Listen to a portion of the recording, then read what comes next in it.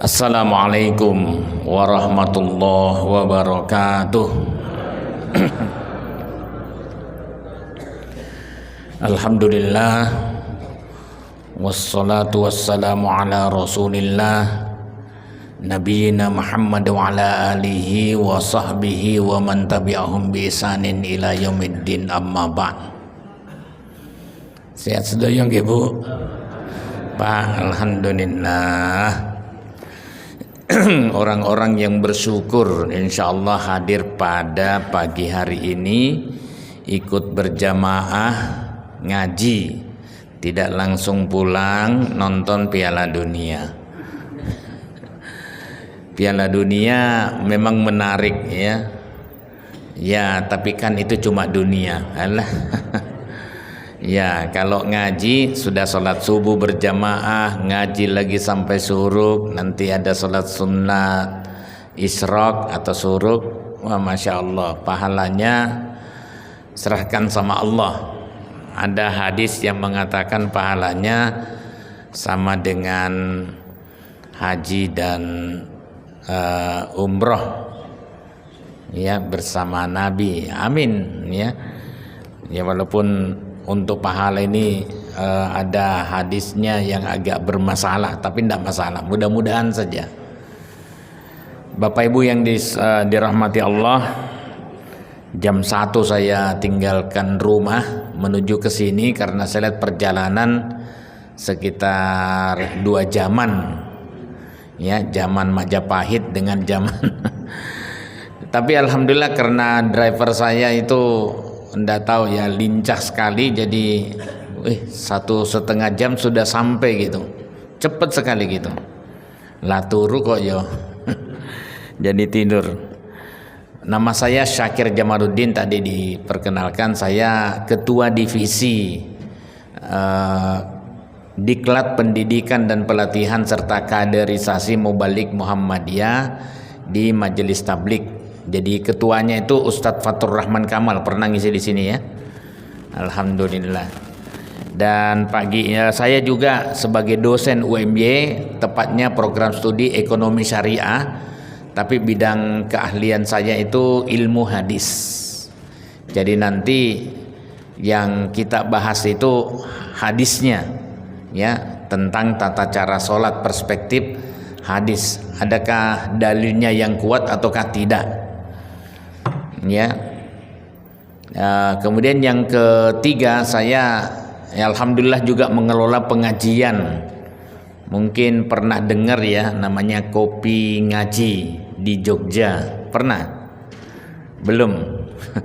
Alhamdulillah. Monggo kalau pas hari Jumat Sabtu ke Jogja ya, ngaji ba'da subuh juga, tapi jam setengah 6, jam 5.30, 1 jam juga sama dengan sini. Mungkin di sini sampai syuruk ya. Ya, kalau sana sampai jam 7 kurang seperempat ya, sudah selesai 1 jam, tapi dengan tanya jawab. Nah, nanti saya mau terapkan di sini juga pakai tanya jawab. Bapak Ibu jamaah sholat subuh Masjid An-Nur Masaran Sragen yang saya hormati, sholat itu kewajiban setiap muslim muslimah ya, tidak boleh ditinggalkan kecuali ada udzur bagi perempuan. Bagi laki-laki tidak boleh. Bahkan ketika perang pun Allah Subhanahu wa ta'ala tetap menyuruh sholat, tetapi dikasih rukhsah, kemurahan, keringanan, kelonggaran ya. Nah, rukhsah itu ya antara lain kalau misalnya sedang perang ya tetap berjamaah tapi gantian, 1 rakaat, setelah itu jaga lagi yang lain maju. Nah, begitu caranya ya, totalnya 2 rakaat juga kalau yang 4 rakaat, jadi sama dengan sholatnya musafir ya. Nah, kemudian kalau musafir jelas punya rukhsah, kelonggaran yang sebaiknya diterima. Kenapa? Karena Rasulullah sallallahu alaihi wasallam selama melaksanakan perjalanan tidak pernah tidak kecuali di jamak qashar. Ya. Di dua buku saya, baik buku Salat sesuai tuntunan Nabi sallallahu alaihi wasallam mengupas kontroversi hadis sekitar salat, ataupun dalam buku kuliah fikih ibadah, ya, di situ saya sebutkan dalilnya. Ya. Di situ disebutkan bahwa dari Ibnu Umar, sahibtu Rasulullah sallallahu alaihi wasallam, mengatakan saya bersahabat dengan Rasulullah sallallahu alaihi wasallam, fakana la yazidu fis safar ala raka'atain wa Abu Bakrin wa Umar wa Utsman kadzalik. Dan beliau selama persahabatan saya, bergaul saya dengan Nabi sallallahu alaihi wasallam, tidak pernah menambah lebih daripada 2 rakaat. Ini kasusnya 4 rakaat ya. Dalam safar, dalam keadaan safar, perjalanan jauh, ya kayak saya ini, nanti dapat rukhsah. Tapi untuk sholat subuh tetap 2 rakaat, ya, tidak 1 rakaat. Wa Abu Bakrin, Abu Bakar juga begitu, Umar juga begitu, Utsman kadzalik, Utsman juga begitu. Ya, dalam itu hadisnya sahih riwayat Al-Bukhari, An-Nasai, Ahmad. Dalam riwayat Ibnu Umar juga menjelaskan masa faro Rasulullah sallallahu alaihi wasallam safaran illa shalla rakaatain hatta yarji'a. Ini sebenarnya hadisnya sanadnya agak bermasalah, dhaif, tapi bukan dhaif jiddan. Ada periwayat Ali bin Zaid bin Juda'an yang lemah, tetapi banyak pendukungnya dari jalur sanad yang berbeda dan yang lebih kuat. Nah, untuk hadis ini naik derajatnya menjadi hasan li ghairihi, hasan karena yang lainnya. Dan hadis hasan itu sudah termasuk hadis yang makbul, di bawahnya hadis sahih tapi masih bisa ditolerir. Ya, masih bisa ditolerir, masih bisa diterima. Jadi Rasulullah SAW tidak pernah itu melaksanakan perjalanan, ya, kecuali beliau jamak qashar rakaatain. Nah, ini yang kemarin kita bahas di Kopi Ngaji, agak panjang karena ada permintaan tolong dipanjangkan pembahasan rukhsah. Kenapa? Karena ada yang tidak mau menerima rukhsah itu. Dia menganggap pahalanya nanti berkurang. Anggapan yang lain, aku iso kok. Misalnya sedang perjalanan, ya, saya masih kuat, kita sudah sampai, ngapain lagi kita jamak qashar. Nah, di sini lebih lengkap lagi karena kan mengupas kontroversi. Kalau ini sudah saya pilih-pilihi, ya. Nah, apalagi ketika haji tidak ada yang mau menjamak qashar itu, ya enggak? Kenapa? Eman. Eman, ini pahalanya gede nih, sholat di Madinah, di Masjid Nabawi, apalagi sholat di Masjidil Haram. Masjid Nabawi itu pahalanya ya 1000 kali lipat dibanding daripada sholat di masjid selain Masjid Nabawi. Makanya ada orang yang mengejar arba'in kan, ada hadisnya yang dhaif, ada hadisnya yang hasan. Intinya ya benarlah itu hadis, ya, karena sudah ada yang makbul, ya.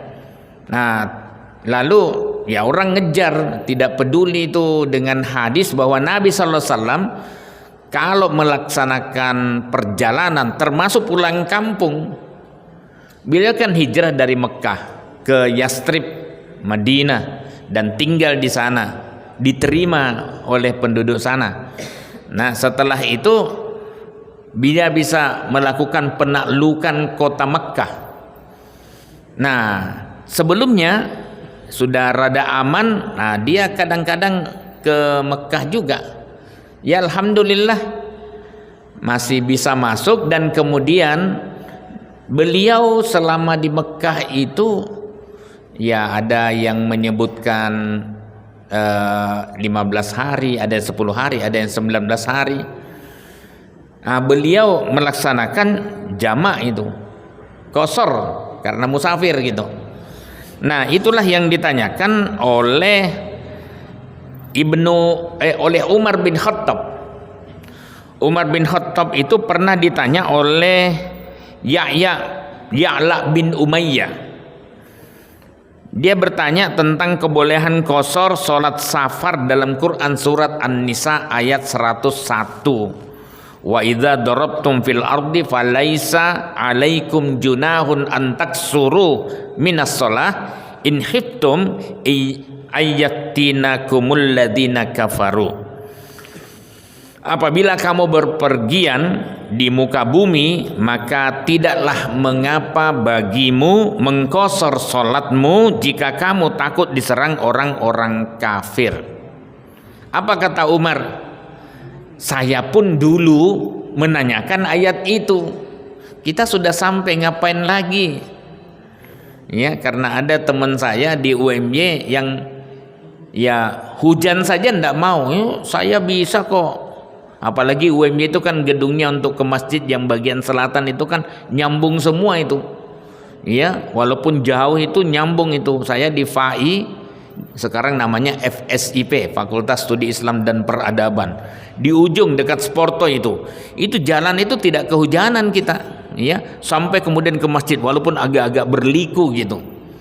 Ya, gedungnya bagusnya. Ya alhamdulillah disambungkan. Nah, tapi kalau yang kedokteran agak terpisah karena melalui parkir yang besar. Ya. Nah, di situ wah, saya bisa kok. Ada yang kadang-kadang kita bawa payung. Tidak ada repotnya.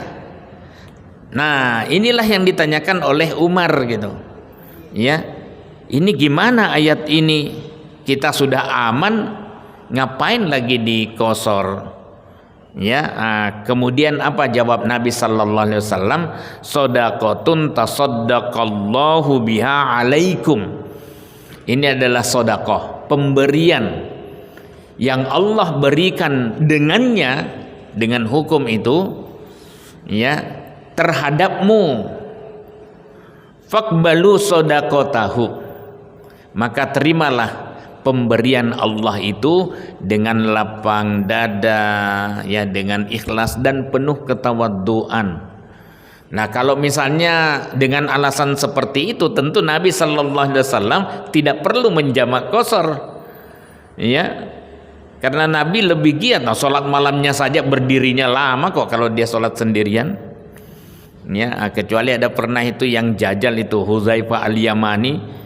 Wah, ini kok Nabi SAW kalau sholat kok lama banget. Nah, dia kadang-kadang pernah ikut rakaat pertama Al-Baqarah rampung. Nah, ini tadi imam kita untungnya bagus bacaannya, makanya tambah banyak nih jamaahnya. Coba kalau ndak wassalam tuh sepi masjid ini. Tapi ini masjid ini saya lihat luar biasa ini, Masjid An-Nur Masaran Sragen. Kalau jamaahnya kan begini kan seneng itu, yang bangun dan nyumbang untuk kemakmuran masjid pasti ya senang sekali. Pas saya lihat kok ada orang yang tiduran, disiapkan kasur ya, karena kasurnya seragam saya lihat. Ya nek ngerti ngono aku yo melu turun. Artinya luar biasa gitu ya, luar biasa. Dan saya lihat banyaklah percontohan. Alhamdulillah. Nah, ini pengelolaan masjid di Muhammadiyah, kalau masjid itu dikelola Muhammadiyah, ini bukan kata saya ya, kata orang-orang yang non Muhammadiyah justru. Ya alhamdulillah baguslah. Rukunya tidak apek, pelayanannya ramah walaupun tidak kenal ya. Tapi untuk waktu sholat ya bangunlah, alhamdulillah dibangunkan. Nah, berterima kasih. Ya, ora ditutuki. Urung rampung ya, apalagi pas mimpi indah. Wah, iso ngamuk. Nah, itu kira-kira ya, jadi terima itu dengan lapang dada. Nah, datanglah waktu haji, tidak ada yang tapi Tarjim mengatakan HPT 3 yang tebal itu, hampir 700 halaman itu, tebal sekali itu. Di sana disebutkan perjalanan haji, di dua buku saya sebutkan, saya kutip karena itu penting. Ya, perjalanan haji adalah sama dengan perjalanan pada umumnya yang menuntut untuk jamak dan qashar.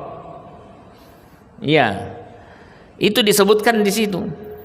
Makanya saya haji 2019, alhamdulillah. Ya, setelah itu Covid. Antara sedih dan bersyukur saya bisa haji sama istri saya bawa ini. Ya, alhamdulillah.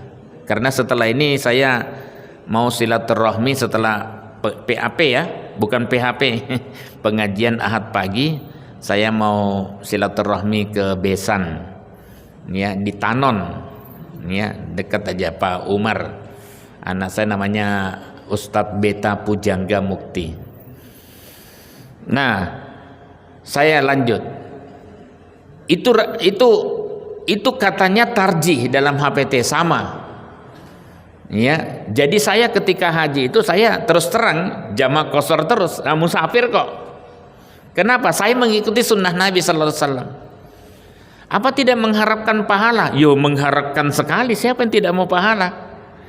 Cuman kalau yang saya pahami, ya, saya hanya memprioritaskan sesuai sunnah, pasti ada pahalanya. Besar tidaknya tergantung dampak kebaikan yang muncul setelah kita sholat. Itu yang disebut dengan min asaris sujud, bekas sujud. Bekas sujud itu apa ya? Maaf, saya mengutip Ibnu Umar itu. Ketika dia lihat muridnya datang itu, kemudian dia tidak kenal itu. Kamu siapa? Saya muridmu. Ya. Oh kamu. Kenapa wajahmu menghitam begitu? Dia tanya begitu ya, maaf ini. Ya, hadisnya saya sebutkan di sini. Ya, min asaris sujud. Ya. Kamu perhatikan Nabi sallallahu alaihi wasallam. Kamu perhatikan Abu Bakar, Umar. Ada nggak menghitam di sininya? Nah itu. Ya, maaf, bukan menyindir yang sudah tidak masalah. Mudah-mudahan itu juga bagian dari min asaris sujud. Amin. Ya. Tidak. Jadi apa ini maksud bekas sujud? Orang yang sujud itu baru ketemu itu sudah nyenengke. Ngangeni. Lama ndak ketemu ngangeni. Ya. Ya, saya gak ngerti lah, nyenengke, ngangeni, ngombe. Walaupun saya aslinya sebenarnya ya Solo ya, Sulawesi. Makanya Jawanya ini mesti. Saya sudah berupaya makan gudeg tapi ya tetap tidak medok seperti wong Yogyo. Ya sudahlah, terima takdirnya. Cotonya lebih kental dibanding daripada gudegnya lah. Baik. Jadi gitu. Saya jamak qashar. Jadi cara saya setelah selesai salam, saya ikut sempurna 4 rakaat. Karena kan bagi musafir yang ketika dia bergabung dengan jamaah mukim, ikut sholatnya yang mukim, jangan nyempal. Tidak boleh nyempal. Membuat jamaah baru, apalagi la sholata lahu. Camkan itu. Tidak ada sholat baginya yang membuat jamaah, padahal ada jamaah yang di sana ikut gabung. Eman karena pahamnya, karena saya pernah itu rombongan bis itu, kami musafir, ya, buat jamaah sendiri tidak gabung. Saya katakan eman, ya, ikut aja 4 rakaat, setelah itu qomat lagi, baru 2 rakaat. Tapi kalau sesama jamaah musafir, lakukan seperti yang dilakukan oleh Ibnu Umar, oleh Ibn Abbas, kami ini musafir. Ya, maksudnya pengumuman kami musafir, yang mungkin nanti yang mau bergabung silahkan setelah salam Anda lanjut, jangan ikut salam. Rukhsahnya ini hanya untuk ini musafir. Nah, kira-kira begitu. Ya. Jadi banyak yang harus kita ngaji lagi tentang sholat, dan saya 4,5 tahun itu juga tidak beranjak dari bab sholat. Kalau Sabtu pertama itu akidah, Sabtu kedua itu akhlak, Sabtu ketiga itu ibadah, Sabtu keempat muamalah. Muamalah itu bisa masalah bisnis, ya, supaya kuat juga ekonominya. Karena Kopi Ngaji itu saya inisiasi pada masa pandemi, di mana stres muncul, bisnis tidak jalan karena social distancing itu, pembatasan dan kemudian pengajian begini kan tidak jalan juga kan, karena dilarang di dalam gedung. Nah, ngaji di Kopi Ngaji itu di sawah, Pak, teng Sabin, pinggir Sabin, pinggir sawah. Jadi suasananya itu waduh harum sekali. Saya lihat di sini banyak sawah ini. Ya, nah itu antara lain. Ada tanya jawabnya. Baik, sudah sampai mana nih? Waduh, sebentar lagi. Nah, itulah maksud dengan sallu kama ra'aitumuni usolli. Jadi saya itu pahala tentu maulah, tetapi kesesuaian sunnah yang saya utamakan, ya pasti ada pahalanya, semua ada pahalanya, apalagi berdampak, ya berdampak tanha anil fahsya'i wal munkar, min atsari sujudnya ada. Suatu saat ada akreditasi, bukan akreditasi, pengecekan audit, audit bantuan PU. Proyeknya yang kebetulan jelang muktamar itu pemerintah membantu Muhammadiyah UMY untuk membangun gedung untuk menampung. Nah, mudah-mudahan pemerintahan kita juga membantu banyak, ya, karena bagaimanapun ya Indonesia memang harus berterima kasih kepada Muhammadiyah. Ya, siapa yang memerdekakan kalau bukan orang-orang mujahid yang diberikan pencerahan oleh Allah, dan itu dari Muhammadiyah. Siapa yang mau bantah sejarah ini? Ya, Bung Karno dari Muhammadiyah. Muhammadiyahnya pas di Bengkulu itu. Siapa lagi? Pak Dirman, Jenderal Sudirman, Hizbul Waton, guru Muhammadiyah. Ya, Pak Harto, Muhammadiyah. Yang mendirikan menteri Kementerian Agama, Muhammadiyah, daerah Jawa Tengah tuh. Ya, ada juga yang mengaku ini menteri agama khusus untuk ya sudahlah, ahistoris. Ya, kurang baca, tidak baca sejarah. Padahal di Kementerian Agama sudah ada sejarahnya itu. Saya baca, kita baca. Ya sudahlah. Yang penting kita tetap berbuat semaksimal mungkin. Nah, itu jadi berdampak. Kiai Dahlan itu berdampak. Ya, meluruskan shop, kemudian itu masih ada orang miskin peminta-minta korban perang tuh di luar. Nah, itu masa kita kaji ngaji terus tapi tidak punya dampak terhadap sekitar. Makanya beda itu. Orang di Masjid Kauman ya cuman 1-2 saja pengemisnya. Itu saya kira karena terpaksa. Ya, tidak ada lagi pekerjaan. Nah, sementara di masjid yang lain, wah itu ya, coba masjid apa itu? Surabaya itu. Ya. Banyak sekali gitu. Ya, tapi sudahlah. Nah, itu cara berpikir, cara belajar, cara mengaji. Ya, harus berdampak. Nah, itulah namanya min asaris sujud, bekas sujud. Nah, ketika auditor datang begini, Menteri PU-nya Pak Pur ya, itu dia mengatakan, bapak-bapak sama auditornya, karena menterinya datang, apa bapak-bapak masih mau mengaudit ini? Uangmu berapa? Bisa tidak membangun waktu itu bukan dormitori, apa namanya? Dormitori dari keuangan UMY sendiri. Unires untuk asrama. Bisa enggak dengan uang kalian yang Anda berikan kepada Muhammadiyah membangun gedung seperti ini? Ya, Muhammadiyah itu kalau dikasih bantuan 2 gedung itu bisa menjadi 3 gedung karena amanah. Itu cirinya, tidak malah berkurang. Ya, wah, bangun itu. Nah, sampai dia datang ke ini itu komentar auditornya itu, ini min asaris sujud, ini bagian dari bekas sujud. Ya memang Pak Rektor kita, Pak Dasron Hamid, Pak Rosil, pendiri-pendiri Muhammadiyah, pendiri-pendiri UMY, Ustadz Mustafa Kamal Pasa, ya, Ustadz Alfian, wah itu kalau sholat sunat lama sekali. Tapi pencerahan yang diberikan, wah bangun, ada nyatanya, ada bukti fisiknya gitu. Ya alhamdulillah, saya cuma belajar begitu mulai dari kopi ngaji lah. Jamaah sejak Covid yang saya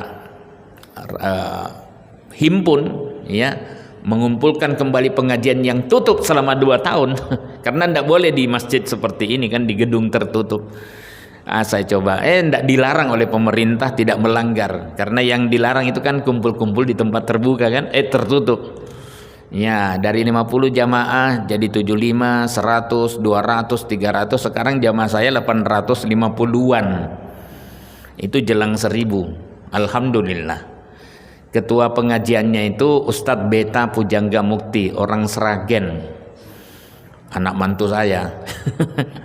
Saya angkat, saya tawarkan anak saya untuk ini, ya, karena orang soleh itu nggak boleh diam-diam. Orang soleh, ayo berlomba jadi ke mantu. Ini tadi imam ini sudah nikah belum? Alhamdulillah. Yang lain mengatakan innalillah. Suaranya bagus, hafid ya, insya Allah. Siapa yang tidak mau? Karena apalagi perempuan juga, ya, almar'atus sholihah, apa itu? Zinatul hayatid dunya, perhiasan terbaik itu adalah mar'atus sholihah. Laki-laki terbaik itu adalah laki-laki yang soleh, tidak peduli hartanya. Ketika orang mendapatkan anak mantu soleh, aman dunia. Ketika orang mendapatkan pejabat yang soleh, aman dunia. Tidak boros itu uang negara, pinter, soleh, aman. Ya, aparat soleh, rajin sholat subuh, masya Allah, aman dunia. Karena dia berbisnisnya dengan Allah. Bagaimana sebab berbisnisnya dengan Allah itu?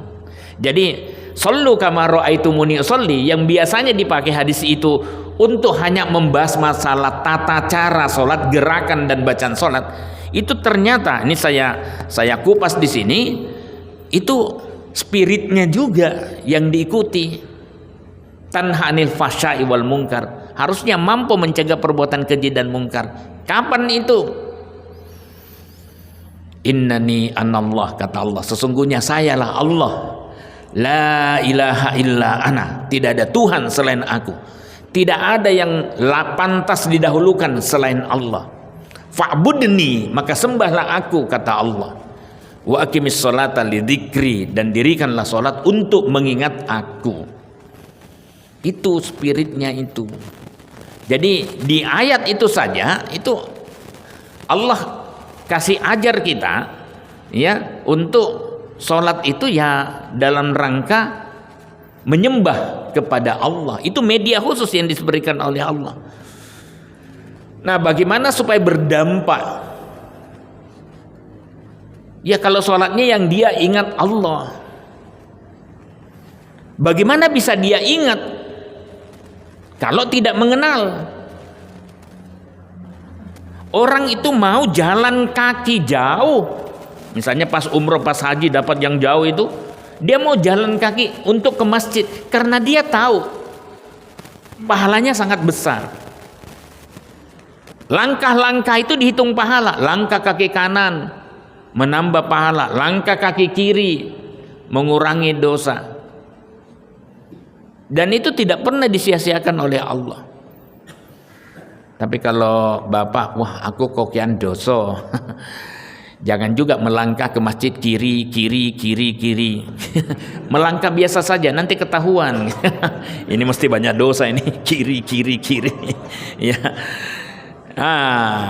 Saya kira itu waktunya tanya jawab, karena saya di sini suruknya kapan ya, saya tidak tahu. Tapi tanya jawab saja supaya karena saya tidak tahu, jangan sampai ada ada hanya satu ya monolog lah, monolog. Saya biasanya dialog ya tentang tata cara sholat. Kemarin itu yang kebetulan saya mengisi karena sudah 2 bulan lebih saya tidak mengisi di Kopi Ngaji. Saya persilahkan ya yang lain untuk mengisi. Kebetulan bagus ya. Alhamdulillah ya sudah jadi. Nah kemarin kita bahas itu tentang klinik sholat. Sudah benarkah sholat kita? Nah, dudukkan masalah apa yang dimaksud oleh Nabi Sallallahu Alaihi Wasallam, sholat sesuai dengan tata caraku. Ya kalau sesuai dengan tata cara Allah melalui Rasulnya pasti berdampak tanha anil fahsya'i wal munkar. Kapan itu? Ketika sholat yang diingat Allah. Kenapa dia bisa ingat Allah? Karena dia kenal siapa yang disembahnya ini. Kenapa ada orang yang datang cium tangan? Dia tahu ini kiainya. Tabarruk dia. Ngalap barokah. Ini layak dihormati, layak dimintai nasihat, layak dimintai doa. Kenapa ada orang yang santai-santai saja orang lewat padahal itu kiai besar gitu. Ya. Karena orang tidak kenal gitu. Nah Allah itu kita kenal, makanya ada orang yang mau berjalan kaki. Saya itu terus terang, yang membuat saya itu rajin ke masjid, seorang yang tidak punya kaki. Setiap saya ke masjid, ketemu lagi orang itu, dia seret kakinya coba. Karena difabel dia, ya Allah ya Rabbi. Saya sampai menangis itu, saya lihat, ya Allah, orang ini tidak dikasih kaki oleh Allah, tapi tetap saja ke masjid. Saya dikasih kaki 2 oleh Allah. Ya, itu masih ya sering ke masjid tapi tidak sekencang ketika saya melihat orang itu. Ya. Nah, itu kira-kira. Jadi ya mudah-mudahan ini mencerahkan dan kita buka tanya jawab. Kalau ada monggo 1-2 silakan. Assalamualaikum warahmatullahi wabarakatuh. Waalaikumsalam warahmatullahi wabarakatuh. Syarat minimal perjalanan untuk mendapatkan memperoleh berhak sholat jamaah qasar itu berapa kilo, karena ini masing-masing pemahaman beda-beda. Terus kami yang ada di sini ini ada pemahaman yang hanya ke Solo saja. Solo itu jaraknya 20 km. Itu aja sudah berjamaah qasar. Itu apakah benar? Kalau benar, dasar dalilnya seperti apa? Terima kasih. Matur nuwun, monggo. Mbah, nggih. Waalaikumsalam warahmatullahi wabarakatuh. Kalau ada mic bagus karena ini kan direkam ini, eman-eman tidak terdengar suaranya. Kalau ada mic tambahan. Oh belum siap. Oh ya enggak apa-apa. Lanjut ke mawon, Pak. Orang yang sholat dengan duduk, terutama mungkin karena sakit atau mungkin sebab yang lain, apakah waktu takbiratul ihram harus dimulai dengan berdiri ataukah langsung dalam posisi duduk? Ya, assalamualaikum warahmatullahi wabarakatuh. Waalaikumsalam warahmatullahi wabarakatuh. Satu lagi sebelah kiri. Ibu ada? Ibu? Oh, tadi ada yang sebelah situ kiri ada? Tidak jadi? Ya, monggo. Waalaikumsalam warahmatullahi wabarakatuh.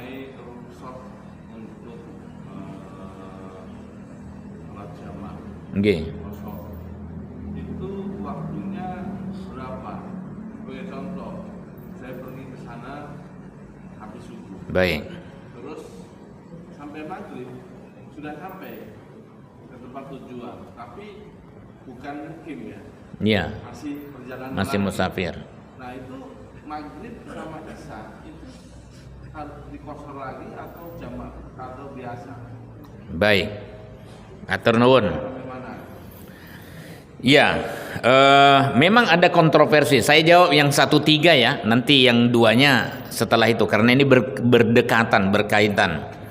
Memang ada silang pendapat di kalangan ulama tentang jarak perjalanan yang dibolehkan untuk qasar. Ya. Di sini di buku ini cetakan 19 Dulu sebelumnya warna hitam. Ya. Dulu sebelumnya warna hitam. Setelah disertasi saya selesai, saya menemukan beberapa hal lah. Saya masukkanlah di disertasi ini, dalam buku sholat ini. Ya, saya tambahkan, saya tebalin lagi. Setelah itu saya sudah capek nebalin, karena ini dari buku tipis tadinya, membahas HPT, banyak pertanyaan, akhirnya saya masukkan pertanyaan, saya jadikan buku. Alhamdulillah cetakan 19, setiap kali cetak saya 3.000. Ya, dihitunglah, alhamdulillah banyak lah. Nah, di sini saya sebutkan jarak safar yang dibolehkan jamak dan qashar. Ada perbedaan pendapat di kalangan ulama. Ada ulama yang berpendapat jarak minimal 1 farsah sama dengan 3 mil. Ya. Ada yang mengatakan minimal 3 farsah. Ya. Ya, dalilnya idza kharaja masirah salasati amyal au salasati farosi shalla rakaatain. Hadis sahih riwayat Muslim, Abu Dawud. Nah, cuman kritik saya terhadap hadis ini, Syu'bah itu ragu dengan laporannya ini, karena salasati amyal 3 mil itu beda jauh dengan 3 farsah. 1 farsah itu sama dengan 3 mil. Ya. Lah 1 milnya berapa? Di sini saya berikan kalkulasi hitung-hitungan. Jika jarak 1 mil 1847 meter, maka minimal jarak tempuh 3 mil adalah 3 kali 1847 sama dengan 5541. Ini baru 1 farsah. Tetapi hadis lain yang biasa dijadikan pendukung 1 farsah atau 3 mil ini dhaif jiddan, sehingga kita tidak pakai sebagai dalil pendukung, ya, sebagai hujjah. Sehingga lebih aman dan lebih berhati-hati jika memilih jarak minimal 3 farsah, 16.623 meter, ya 17 kilo lah.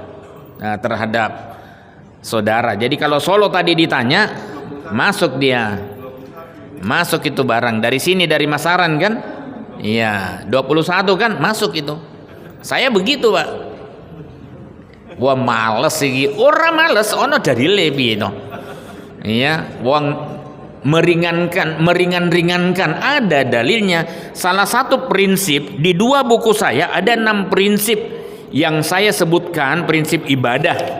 Ya, ibadah harus sesuai dengan tuntunan Allah, hanya menyembah kepada Allah. Di akhir itu yang ke-6, mudah dan meringankan. Dasarnya la yukallifullahu nafsan illa wus'aha. Allah tidak membebani seorang pun kecuali sesuai dengan kemampuannya. Kalau tidak mampu berdiri, ya duduk. Ya. Kalau ada rukhsah seperti itu, pahalanya sama, Pak. Karena dalam hadis nanti kita akan temukan sholatnya orang duduk itu separuh pahalanya daripada sholat orang berdiri. Ada hadisnya, Pak.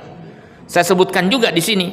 Tetapi kalau ada uzur sama, ya, karena sholat aslinya itu memang berdiri. Sholli qa'iman fa illam tastati fa qa'idan fa illam tastati fa ala jambin. Sahih Bukhari. Ya, sholatlah dengan berdiri jika kamu tidak sanggup, duduk jika tidak sanggup, ya berbaring, bukan tidur ya. Tidur nganggo bantal.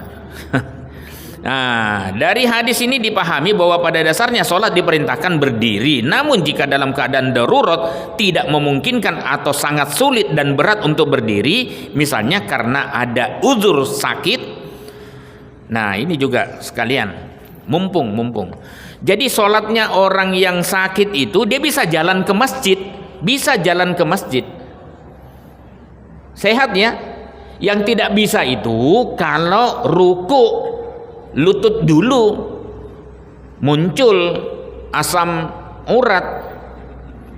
Bahasa Arabnya asam urat apa? Asam aurat. Ndak. Iki Pak Effendi ono wae. Asam aurat. Orang hadis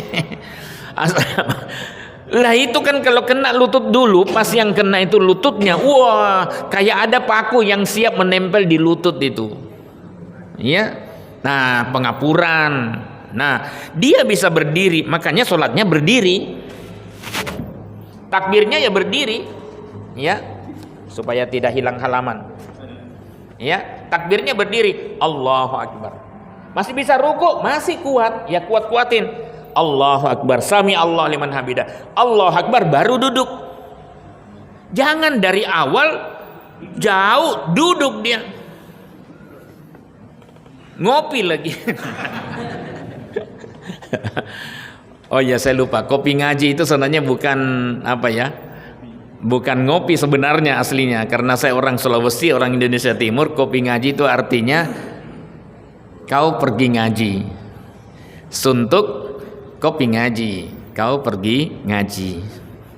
Mau cari tahu tentang Islam, kopi ngaji, kau pergi ngaji. Mau cari jawaban berbagai persoalan hidup menurut Islam, kopi ngaji. Kebetulan trennya ngopi gitu.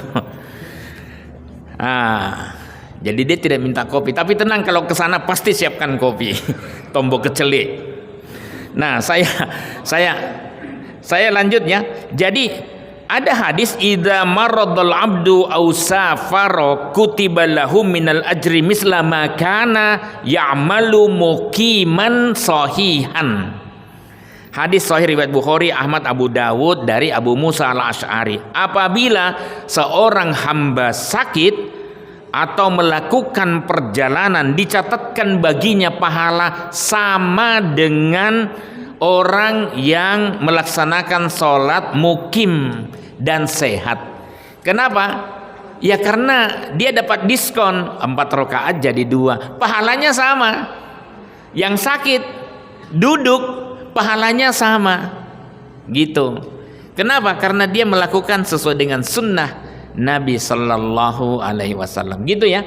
Jadi berapa hari di sini saya sebutkan tadi kan jarak ya, macam-macam sih pendapatnya, ada yang karena capek. Tapi pernah itu sahabat Ibn Mas'ud dalam Bukhari itu disebutkan dia baru keluar 3 mil dia sudah jamak ketika mau melaksanakan perjalanan yang cukup jauh. Yang penting sudah keluar rumah. Tapi jangan juga di depan pagar. Anda sudah jamaah. Ya biarlah ketemu dulu masjid ya. Sudah jarak agak jauh. Nah, datang waktu sholat. Nabi SAW kalau sudah datang waktu sholat, dia sholat dulu. Tidak menunggu engkau wae nangkonono jamaah. Jamaah kosor. Dia sholat dulu. Tapi kalau dia berangkat misalnya duhur ya, berangkat jam 10. Nah, biasanya Nabi SAW pas masuk waktu duhur tidak langsung sholat. Dia agak mundurkan sampai jelang asar. Masuk waktu asar dia sholat bersama orang yang mukim, lalu dia sholat qashar. Begitu caranya. Ada hadisnya saya sebutkan di buku ini. Nah, itu lama ya, jarak. Nanti ada juga yang 89 km, 90 lah. Kalau saudara saya kasih 90.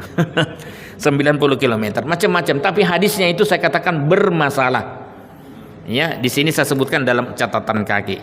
Nah, terus lama waktu, lama safar yang dibolehkan jamak qashar. Begini, kharajna ma'an Nabi sallallahu alaihi wasallam, kata Anas bin Malik, kami pernah keluar bersama Nabi sallallahu alaihi wasallam minal Madinah ila Makkah, dari Madinah ke Makkah. Fa kana yusalli rakaatain. Beliau salat 2 rakaat hatta raja'na ilal Madinah, sampai pulang kampung. Jadi selama dalam perjalanan dia jamak qashar terus. Ya, bagaimana yang mengatakan 3 hari? Terus ditanya, "Qultu aqamtum bi Makkah tasaya?" Itu di Mekah loh ya. Apakah kamu tinggal cuman sebentar di Mekah? Aqamna biha asra. Kami tinggal bersama Nabi itu 10 harian. Ya. Ibn Abbas pernah mukim dalam sebuah perjalanan, aqamna ma'an Nabi sallallahu alaihi wasallam fi safarin tis'a asharata, 19 hari. Naksurus shalah, selama 19 hari kami qashar salat kami. Wa nahnu naksuru ma bainana wa baina tis'a asharata. Kami qashar selama 19 hari itu. Jadi tidak 3 hari. Fa idza zidna, apabila lebih daripada 19 hari, atmamna. baru kami tamam. Karena aslinya sholat itu sebenarnya aslinya awalnya 2 rakaat, terus setelah itu menjadi 4 rakaat. Nah, ketika musafir kembali ke rakaat aslinya, itu ada hadisnya di sini saya sebutkan. Jadi gitu ya, yang mengatakan 3 hari itu apa sih landasannya? Walaupun ada perbedaan pendapat ya, Imam Malik, Asy-Syafi'i, Ahmad berpendapat bahwa maksimal 3 hari bagi muhajirin yang akan mukim, tinggal di tempat tersebut. Sementara ada juga yang berpendapat maksimal 4 hari, maksimal 10 hari, muttafaqun alaih, ada 12 hari, ada 15 hari, ada 17 hari, ada 19 hari. Tapi yang mengatakan 3 hari itu rata-rata cuma kias. Kenapa? Pelayanan terhadap musafir yang mukim di rumah kita maksimal 3 hari. Dia dikasih konsumsi, dikasih penginapan, dilayani sebaik-baiknya. Setelah 3 hari biasanya orang Arab itu tanya, orang Arab yang Muslim, setelah ini mau kemana? Mau di sini? Kalau itu hitungannya lagi kos-kosan. Gitu ya. Atau misalnya kebolehan untuk mengusap khuf, itu 3 hari, selama tidak dilepas ya, itu 3 hari. Kemarin saya direkreasikan oleh UMY. Ada indeks kebahagiaan di Banyuwangi. Saya pakai kaos kaki, saya pakai sepatu ikat itu, cats ikat. Wah, saya batal lah ya. Saya batal. Setelah itu kamar mandi ada sih air, tapi air itu saya cuma pakai satu kali. Tapi untuk mengusap sepatu, saya tidak lepas. Saya cuma bagian atasnya. Saya usap selesai. Saya tidak tayamum karena ada air. Tapi ini jangan dipraktekkan semua ya, apalagi di atas pesawat. Sholat di atas pesawat itu tidak boleh, berbahaya. Kalau di dalam boleh. Itu aja lah kira-kira ya, matur nuwun. Jangan terlalu serius, ini sudah jam 6, harus ada pengajian lagi. Matur nuwun, mudah-mudahan ada manfaatnya. Sudah terjawab semua. Satu lagi ya, Bapak tadi nyun saya apa tadi?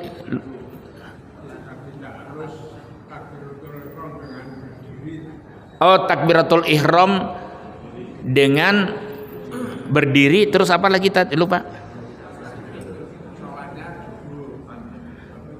Oh ya, begitulah tadi takbiratul ihram dengan berdiri diupayakan. Setelah itu nanti kalau mau ini baru duduk, itu memang seperti itu diusap. Bagi yang ada uzur, yang ya duduk aja. Yang bermasalah duduk baring aja. Semua ada dalilnya. Yang penting la yukallifullahu nafsan illa wus'aha. Gitu ya. Yang penting tetap sholat. Saya kira itu, matur nuwun sangat. Minta maaf tidak buka pertanyaan lagi. Kapan-kapan kalau ada waktu kesempatan yang longgar, insyaallah kesini lagi. Ya itu kira-kira. Billahi taufiq wal hidayah. Wassalamualaikum warahmatullahi wabarakatuh.